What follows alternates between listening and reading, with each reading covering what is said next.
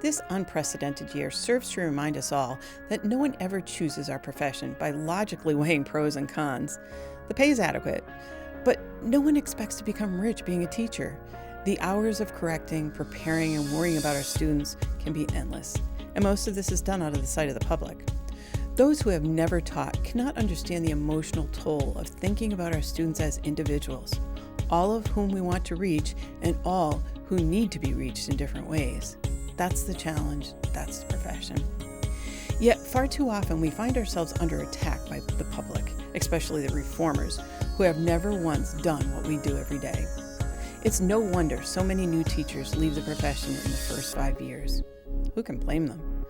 We stay in education not because it's the logical choice, but because it's our calling.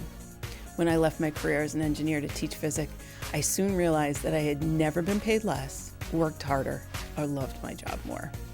The rewards can't be measured. The sense of pride in a student's face when they finally get it, the knowledge that our class and our relationship is part of the mosaic that builds our students' futures, we build our lives around those moments. Education is a communal experience.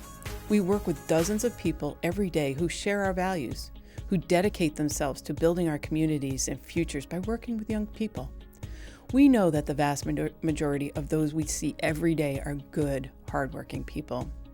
That's what makes this celebration so special. Teachers throughout your school and your district have decided that you best represent your profession, that you are who they most respect. It's an incredible testament to everyone watching this program. Teaching is always changing. Every year there's a new initiative, a new requirement. Every year we get older, but the students in front of us always stay the same age. This past year, more than ever, required us to evolve and adapt. Lessons you may have taught every year suddenly had to be changed. Technology that many of us never used and had not even been invented when we started is now vital. We faced challenges that had not been considered when the pandemic began this past spring. We did this all alone in our homes. We did this while we were also dealing with the anxiety that gripped our whole country. We persisted. As today shows, we may have been physically isolated, but we are still together. It feels different, but we're not alone. Thanks to our unions, we've never been alone. During this pandemic, they have empowered a collective voice so that the concerns of our classroom teachers are heard by the commissioner and the governor. They remind us that together we have strength that none of us have alone. This group, the best educators across the state, represent the power and the promise of public education.